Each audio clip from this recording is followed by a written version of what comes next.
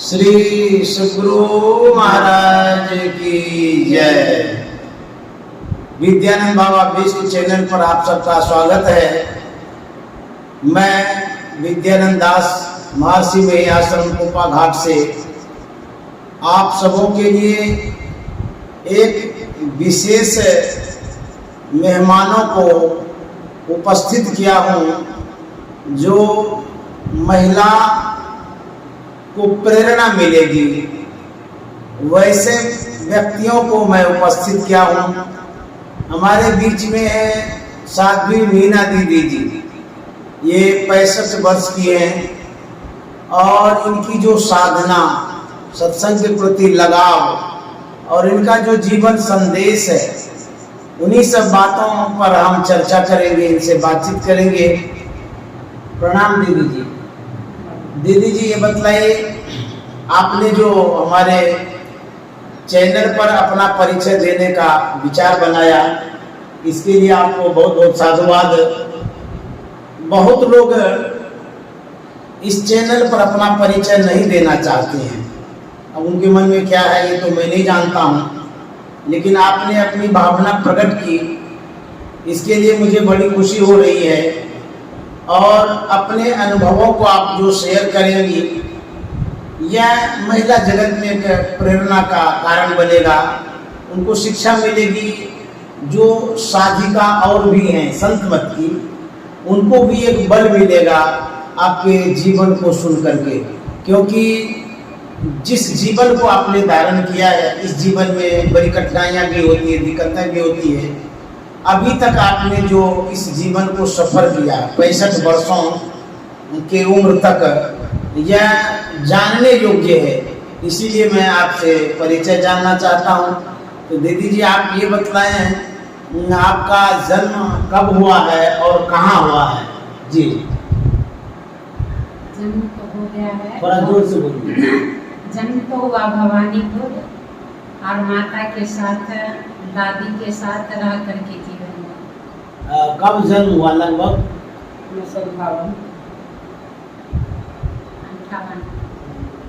58 ईस्वी में। दीदी जी बतला रही हैं कि ये जो भागलपुर जिला अंतर्गत लगवछिया भवानीपुर है, वहीं इनका जन्म स्थान है। 1958 ईस्वी में इनका जन्म हुआ है। आप कितने भाई बहन हैं? हम 6 भाई बहन हैं, 3 बहन 3 भाई। अच्छा अच्छा। आपके माता पिताजी का क्या नाम है? श्री कार्तिक प्रसाद शाह और उनकी पत्नी का नाम श्यामा देवी। मतलब माता जी श्यामा देवी है। आपने शिक्षा कहाँ से ग्रहण किया, कितना ग्रहण किया शिक्षा? भवानीपुर काली मंदिर के पास से ही हम ग्रहण किए विद्या। कहाँ तक पढ़े आप? 5वां तक इन्होंने पढ़ाई की है। लेकिन आपने जो किताबों का रचना किया है, किताब जो आपने लिखा है, लगता है कि आप बहुत बड़ी लिखी हैं। कई किताब आप छपाए हैं, कौन कौन किताब है, क्या नाम है? सत्संग की महिमा और भजना। अच्छा अच्छा। सत्संग भजना वो है तो दिखा दीजिए। भजन माला। ये जो किताब है, ये सत्संग भजन माला नाम इनका है। तो ये किताब भी लिखी है। हाँ ठीक है। तो मैं अब आगे बढ़ता हूँ। तो दीदी जी, आपने दीक्षा कब लिया है और किन से लिया है? हाँ बताइए। हम भजन वेद गुरुदेव से लिए हैं। 1968 में। 1968 में। अच्छा अच्छा। 1968 ईस्वी में इन्होंने भजन वेद लिया महर्षि में परमहंस जी महाराज से। और इनका उम्र लगभग 10 वर्ष का था। तो इतने कम उम्र में आपने जो दीक्षा लिया, इसका क्या कारण रहा? आपके घर परिवार का कैसा माहौल था? उससे प्रेरणा लिए, उसी से प्रभावित होकर के लिए, क्या कारण है जो 10 वर्ष में आपने गुरु माँ से दीक्षा लिया? किसने प्रेरणा दिया आपको दीक्षा का? आप बोलिए से। माता पिता का ही अभिलाषा हुआ कि मेरी बच्ची भक्ति हो, और भक्ति के चलते माता पिता भी सहारा दिया। गुरुदेव के शरण में आकर हम भजन वेद लेकर के जीवन को तो माता पिता क्या सत्संगी थे पहले से? रामायण के मत में थे, बाद में संत मत में आए। रामायणी थे। हाँ, रामायण में थे मेरे पिता और माता। जिस समय आपने दीक्षा लिया उस समय आपके माता पिता जो दीक्षित थे? नहीं, बाद में हुआ। अच्छा। पहले मैं ही भजन भेद लिए। गुरुदेव ने पूछा तुम कौन है, तो बोले पिता इनका का भजन भेद लिया है। तो बोला नहीं हुजूर, का जाओ जल्दी नहा कर भजन भेद लो, हम भजन भेद देंगे तुमको। तब दिए मेरे माता पिता। आपने जो दीक्षा लिया तो माता पिता ने कहा था दीक्षा लेने के लिए, क्या और कोई? नहीं, माता पिता ही कहा गुरुदेव से दीक्षा लो। अच्छा अच्छा। और उन्हें संत मत में आए। वे तो रामायण मत में थे मेरे भी माता पिता, लेकिन फिर मेरे माता पिता भी संत मत में आ गए। अच्छा अच्छा। आपके दीक्षा लेने के बाद माता पिता के भी मन में प्रेरणा हुई तो वो भी दीक्षित हो गए। जी, तो गुरु महाराज से आपने दीक्षा लिया 10 वर्ष की अवस्था में। जी। उसके बाद का जो सफर रहा आपका, आप साध्वी बन गई, कैसे बनी? आपके मन में क्या प्रेरणा हो गई, क्या कारण हुआ इस देश में आने का, इस परिवेश में आने का? ये तो जैसे ध्यान करने लगे, संत मत सत्संग में ज्यादा आने लगे, तो मुझे लगा कि वैराग्य में रहें, इसीलिए वस्त्र हम जस के तस में कर लिए। तो जो आपने श्वेत वस्त्र धारण किया है, ये किसी महात्माओं से ग्रहण किया है या ऐसे ही शुरू से पहनते आ रही है? नौगछिया में आई थी भगवान कृष्ण के भक्ति, वही मुझे कहा कि मीना मैं तुझे देखकर बहुत खुश हूँ, तो मेरे वस्त्र में आ जा। वही मुझे वस्त्र पहनाए, उजला वस्त्र, भगवान कृष्ण के भक्त। दूसरे संप्रदाय के थे? हाँ हाँ, फिर भी मुझे अच्छा आदर दिए। संत मत के प्रवचन भी सुनकर बहुत खुश हुए, इसीलिए वस्त्र वही पहनाए गए मुझे उजला। आप यदा कदा तीर्थों में धामों में भ्रमण करती रही हैं, तो किस कारण से आप तीर्थों में गए? आपको किसी माध्यम से जाना पड़ा, कोई ले गए आपको? कुछ बात है, कहाँ कहाँ गए थोड़ा बताइए। घूमने के लिए जा गए। विनोबा जी की शिष्य थी निर्मला, अच्छा। उनके देन से ही मुझे मन में लगा हम भी घूमे। तो उनका संपर्क कैसे हुआ है निर्मला जी से? वो देश में बराबर आती थी गरीबों को मदद करने के लिए। अच्छा अच्छा। और वो रोगी को इलाज करवाते थे। अच्छा। इसी के काम में वे बराबर आते थे हम लोगों के क्षेत्र। तो आपको वो ले गई? हाँ, साथ में लेकर घुमाने के लिए गए, और लोग सब भी जाते थे, बहुत ज्यादा। जहाँ उनका बैठक होता था वहाँ प्रवचन वगैरह होता था, और गरीबों को सहारा देते थे कि तुम ऐसे चलो, ऐसे रहेंगे, और सबके मन पीछे वे मदद करते थे। तो सज्जनों, मीना दीदी को एक संग मिला, विनोबा भावे की शिष्या निर्मला देवी जी, निर्मला पांडे। तो वो बड़े प्रभावित हो गए इनके स्वभाव से, मीना दीदी के स्वभाव से, संस्कार से। इनको भी धर्म क्षेत्रों में अपने संग में यदा कदा घुमाया करते थे। अच्छा, आपको जो ले गए हरिद्वार वगैरह, कहाँ कहाँ गए थे, याद है आपको? वो तो है, बहुत बहुत जगह गए हैं। तो जो कि चारों धाम गए हैं निर्मला के साथ में। और जो है कि जहाँ जहाँ वे गए समुद्र सब में देखने के लिए हमको लेते गए। अच्छा। और अच्छा से जैसे वे बेटी को मानते हैं उसी तरह बेटी मानते गए। अरे राम। जब हम अस्वस्थ हो जाते थे वे अपने गोदी में लेकर के मुझे हम माता सब करते थे। अच्छा। बहुत हृदय से माने हैं निर्मला बहन भी। जी जी, देखिए इनका कितना सौभाग्य है। संत विनोबा भावे की शिष्या का संपर्क इनको हुआ और सम्मान भी वो देती रही। बहुत सारे तीर्थों में ये गई। दीदी जी, मैं ये जानना चाह रहा था कि आप गुरु महाराज से दीक्षित हो गए, आपने नादानुसंधान कब लिया, याद है तो बताइए। जरूर याद है, जो कि हम भजन भेद लेने के बाद हम कुछ वर्ष बाद, हाँ कुछ वर्ष के बाद गुरुदेव के पास ही भजन भेद लिए, नादानुसंधान लिए। अच्छा अच्छा। जब इन्होंने दीक्षा लिया कुछ वर्षों तक साधना की, साधना की अनुभूतियाँ गुरु महाराज से ये रखती है, किसी के माध्यम से गुरु महाराज के पास पहुँचती हैं। जब इनके अनुभवों को गुरु महाराज जानते हैं तब इनको नादानुसंधान की क्रिया मिलती है। ये अच्छी साधिका भी रही है, बहुत अच्छी साधना भी कर रही थी, बाल अवस्था से इस ओर इनका झुकाव भी रहा है। तो साधना जो करती थी ये कभी कभी अपने यहाँ गुफा में भी ध्यान करती थी। जो आपने गुफा में ध्यान किया, उस गुफा का निर्माण कैसे किया, क्या मन में हुआ निर्माण करने का, थोड़ा बता दिया जाए। गुरुदेव के जन्म स्थल पर जो गए थे ना, कहाँ पर? नानी का घर बख्शिशयाम। बख्शिशयाम, हाँ। वहाँ छोटा सा गुफा देखे थे। तो वहाँ के लोगों के पूछे तो बोला नहीं, लक्ष्मी परमहंस जी महाराज का गुफा है। वही गुफा देख करके मैं अपना घर में 3 गुफा बनाए, और गुफा बना करके मैं भी गुरुदेव जैसे बैठते थे उसी आसन में बैठकर मैं ध्यान करने लगी थी। अच्छा। ध्यान के देन से गुरुदेव मुझे नादान अनुसंधान भी दिए और माथा पर सिर रख करके आशीर्वाद भी दिए, हाथ देख कर सिर पर। देखिए, गुरु महाराज के जन्म स्थान में ये गई है बख्शिशयाम। वहाँ की गुफा को जब इन्होंने देखा तो इसके भी मन में प्रेरणा हो गई, हम भी बनाएंगे। तो गुफा जो आपने बनाया यहाँ घर पर, तो किस तरह से बनाया, कैसी कैसी घटना रही, थोड़ा वो बताइए। मिट्टी का ही घर पे गुफा बनाए। मैं अपने से 1 हाथ तक ऊंचाई एक गड्ढा किए और उसके बाद बैठने के लायक उधर कर लिए। तो थोड़ा सा ही गड्ढा किए? नहीं, अपना से 1 हाथ ऊपर। ओ अच्छा, मतलब 5 फीट लगभग होगा। हाँ, 5 फीट नीचे करके और फिर उससे बगल चले गए। बगल जाकर सिद्धासन में बैठने का जगह बना करके 2 आदमी 3 आदमी बैठ सकते थे। अच्छा, ऐसा बना लिए। घरे पर बनाए? घरे पर बनाए। तो 3 गुफा। 3 गुफा बना लिए? 3 गुफा। एक जगह सुबह जाते थे, एक में शाम में, और जब दिन भर बैठते थे तो एक पर बैठे रह जाते। तो आपको 3 गुफा बनाने की क्या आवश्यकता पड़ी, जबकि घरे में बनाए हैं तो एक जगह करना चाहिए? कारण क्या हुआ? मन में अभिलाषा हो गया, 3 रहेगा अच्छा रहेगा।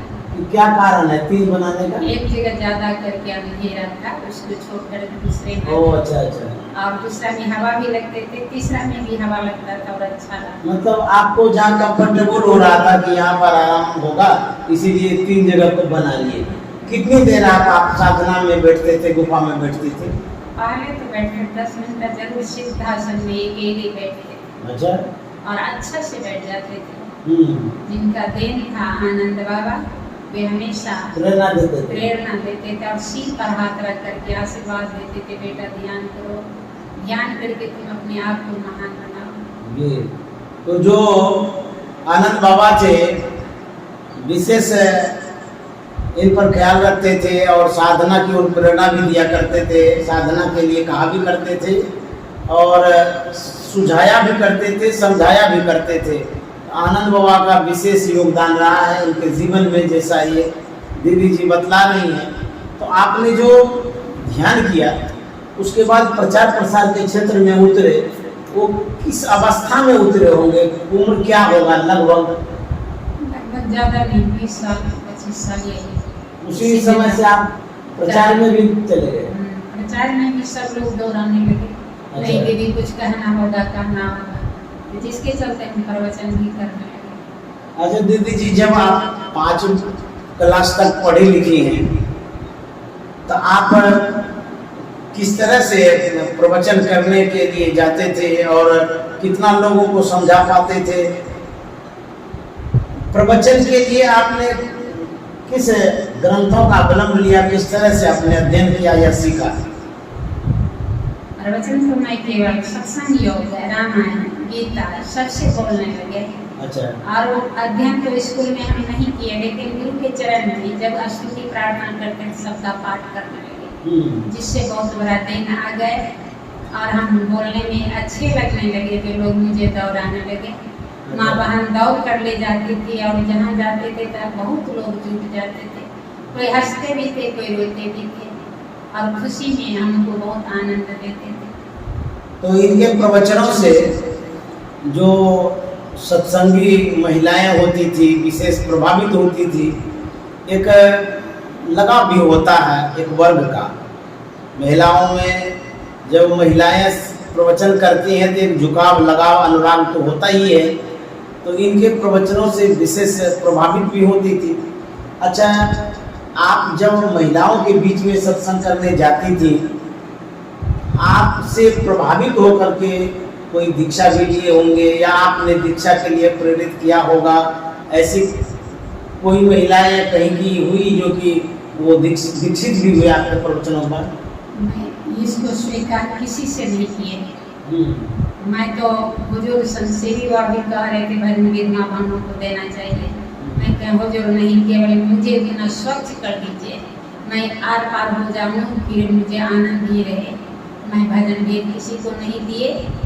और हम भजन गीत देने का योग होते थे तो मैं कुप्पा घाट भेजते थे और कहते थे वहाँ साधु महात्मा से भजन। तो आप दीक्षा देने का आदेश न लिए न कोई दिया? नहीं, देते तो थे लेकिन मैं दिए नहीं। स्वीकार नहीं किए? नहीं। तो इन्होंने दीक्षा नहीं दिया है क्योंकि अधिकृत नहीं है ये, मतलब किसी से आदेश नहीं हुआ, और आदेश कोई देना भी चाह रहे थे अधिकारी तो ये स्वीकार नहीं किए कि जो भी दीक्षा के लिए आते थे इनके पास या किन्हीं के मन में प्रेरणा होती थी तो दीदी जी कुप्पा घाट भेज देते थे। जो विशेष महात्मा होते थे दीक्षा देने वाले, उनसे दीक्षा दिलवा देते थे।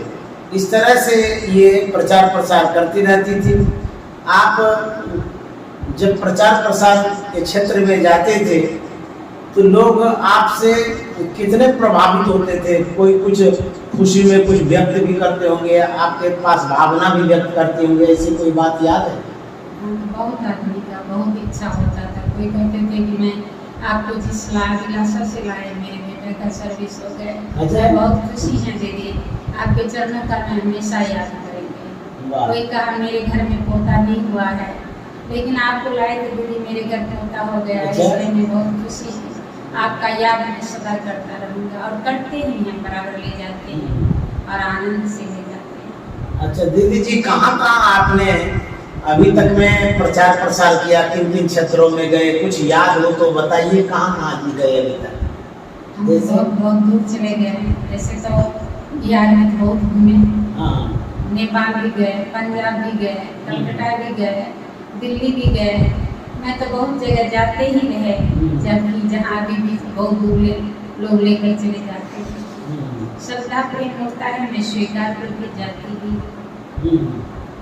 दीदी जी ये बतलाइए कि जिस वेश में आप हैं, ये बैरागी का वेश है, तो आप अपने भाई के साथ परिवार के साथ रहा करती हैं।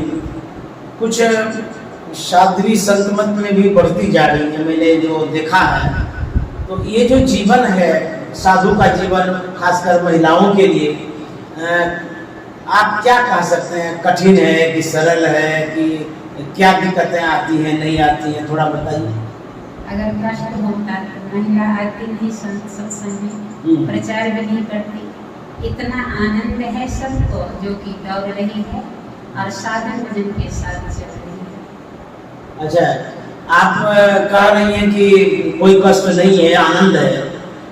यदि हम आपसे पूछना चाहें, ऐसा भी समय आता होगा जहाँ पर पुरुष वर्गों का, सन्यासियों का, महात्माओं का माहौल होगा, मंच होगा, सत्संग वो करते होंगे, वहाँ शायद आपको बैठने के लिए नहीं दिया गया होगा या प्रवचन करने के लिए नहीं दिया होगा। उस समय आपके मन में किस तरह से होता होगा, सो बताइए। जहाँ बैठने नहीं देता है वहाँ पर होकर के दूर चले जाती हैं और वहाँ जाकर बैठकर सुन लेते हैं, फिर चलते रहते हैं, भोजन भी नहीं करते। तो आपको तकलीफ नहीं होती है कि हमको मंच पर क्यों नहीं बोलने के लिए दिया, जबकि हम प्रवचन करती हैं? या अथवा आपके जैसे कोई और भी साध्वी होंगी, क्या उनको मन में खलता नहीं होगा, दुख नहीं होता होगा? सबको मन पे जरूर खल होता है क्योंकि मन करने बैठाया है, और साधु हम भी हैं, वे भी है, फिर भी साधु नहीं कर सका। इस सब पर तो सबको खेद होता था और बहुत खेद होता ही रहता है। इसमें तो पुरुष को नहीं हम लोग उतना कर सकेंगे। कभी होता है अरे भाग कभी होता है बैठो बैठो, सब ढंग का होता है, उसमें कोई दिक्कत नहीं है, चलते फिरते रहते। तो उस क्षेत्र में जब जाते हैं तो आपको कभी ऐसा संयोग मिला है जबकि आप मंच शेयर किए होंगे सन्यासियों के बीच में, कहीं भी ऐसा मौका आया है कि एक ही मंच पर हम प्रवचन किए हैं? हाँ, ऐसा बहुत है। हाँ, बहुत है। जैसे कि साधु सब में कहीं जो सीधा से करता है और मानते हैं बहन है, कोई बेटा भी लेते हैं, उनके साथ प्रवचन भी हो जाता है। अच्छा अच्छा। और जो है कि जो नहीं मानते तो भगा भी देता है। तो मैं सब चीज़ को देख रहा हूँ और चल भी रहा। संत मत में जैसे कि हम भी जाते हैं मंच पर, तो वहाँ महिलाएं नहीं के बराबर होती है। कोई भी साध्वी मंच पर नहीं आती हैं, मंच पर बैठने भी नहीं दिया जाता है। ऐसे भी बहुत साधु महात्मा होते हैं। जबकि गुरु महाराज के संस्मरणों को जब पढ़ते हैं, राजगीर हरिद्वार दिल्ली को जब मैंने पढ़ा था, उसमें कोई एक ऐसी साध्वी महिला थी और उनको मौका दिया गया था प्रवचन करने का। गुरु महाराज शेयर करते थे।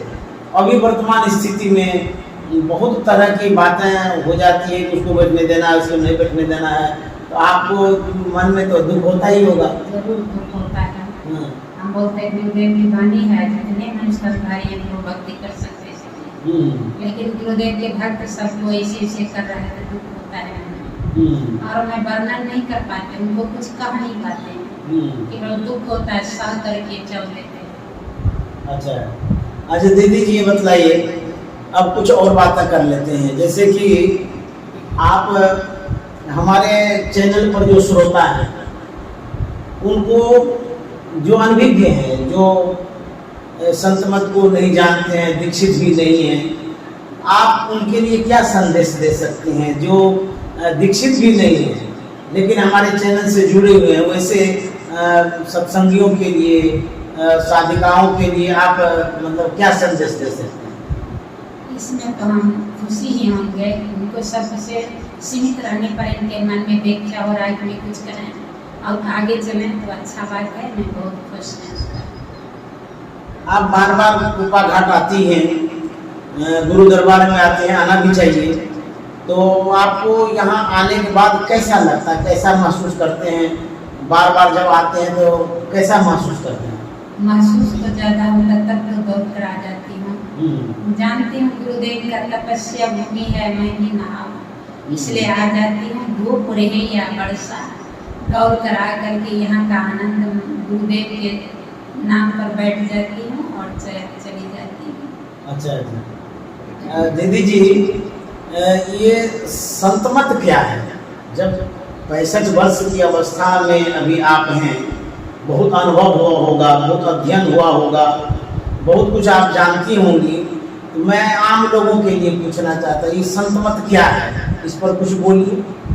मैं इस पर क्या बोल सकेंगे, आप लोग तो महापुरुष ही हैं और मैं बोलेंगे तो ज़्यादातर अच्छा नहीं लगेंगे। सब कुछ जो हो रहा है वो सब अपने अपने हृदय से चल रहे हैं, इस पर हम क्या व्याख्या कर सकते? नहीं, जैसे कि कोई पूछेंगे संतमत क्या है, तो संतमत के विषय में कुछ तो बताइए कि ये संतमत क्या है, इस पर कुछ तो बोलिए। संत मत तो सदा के लिए कहे हैं कि संत मत बहुत महान है। संत महात्मा के हृदय में गुरु ही ब्रह्मा है, गुरु ही विष्णु है, गुरु ही देवी महेश्वरा, गुरु साक्षात पर ब्रह्म, तस्मै श्री गुरुवे नमः। जो संत मत में प्रवेश कर जाते थे, भगवान के अंग नहीं, गुरु में ही भगवान समाया हुआ है सबके हृदय में। इसीलिए हमारे गुरुदेव ने कहा न आत्मा प्रवचनी लभ्यो न मेधा न बहुश्रुते न यमी वेश विरुणते लभ्यते यस्य कर्मण। ये जो है कि सब तरह से मानव लोग आते संत में अच्छा करते। अच्छा दीदी जी, आप 10 वर्ष की अवस्था से गुरु महाराज से जुड़े हैं, महर्षि में परमानंद जी महाराज से जुड़े हुए हैं, 65 वर्ष हो गया है। तो लगभग 50 वर्षों का ये दौर रहा है अभी तक में। 10 वर्ष से लेकर के 65 वर्ष, 85 वर्ष मानते हैं। आपने गुरु महाराज से क्या सीखा? गुरु महाराज से मिले भी होंगे, बातचीत भी हुई होगी, गुरु महाराज का प्रवचन भी सुने होंगे, बहुत बार सत्संग में गए होंगे। गुरु महाराज की कुछ ऐसी बात है जिससे आपको प्रेरणा मिली होगी। गुरु महाराज ने क्या सिखाया आपको? गुरु महाराज से आपने क्या सीखा, बताइए। अगर गुरुदेव से कुछ नहीं सीखते तो संत में नहीं आते। गुरुदेव का जैसे रूप देखते थे, एक विह्वलता आ जाती थी, आतुरता। और जो है कि गुरुदेव के अंग संग में तो सदा रहे। नवगछिया सत्संग मंदिर आराध्य देव हमेशा जाते थे, मकई का रोटी, चना का साग खाना। उसमें हम लोग आगे पीछे बहुत करते थे।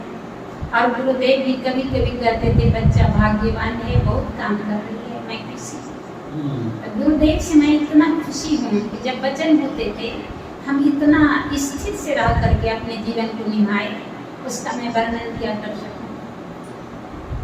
गुरु महाराज के वचनों को आपने सुना, उनकी किताबों को आपने पढ़ा, उस प्रवचन के माध्यम से आप कुछ ऐसा गुरु महाराज का प्रेरणादायक संदेश, उपदेश या वाणी सुना दीजिए। उपदेश तो गुरुदेव का हमेशा आते हैं सबके पास, कुछ वाणी में बताइए। लेकिन वाणी में तो बहुत बार पूछ के है, बात वचन इतना के है इसका वर्णन क्या करें। ध्यान के बारे में, ज्ञान के बारे में, जीवन के बारे में गुरुदेव बहुत बात के हैं। उन सबको ग्रहण करके अपने जीवन को निभाई और निभा रही हूँ, यही बस बोलिए। गुरु महाराज ने जो, जैसे कि आप स्तुति विनती करते हैं, उसमें ही तो लिखा हुआ श्री सद्गुरु की सार शिक्षा याद रखनी चाहिए, ये गुरु महाराज ने क्या कहा, सो बताइए इसी पर। जो सार शिक्षा याद करेंगे तो उसको क्या लगेगा कि नहीं जानते हैं, सब तो जान सकते हैं। गुरुदेव का हमेशा के श्री सद्गुरु की सार शिक्षा याद रखनी चाहिए, अटल होकर श्रद्धा प्रेम के साथ करना चाहिए। तो गुरुदेव कमी कहाँ कह रहे हैं और भक्त कैसे कम कर रहे हैं, अगर आदमी नहीं करते हैं।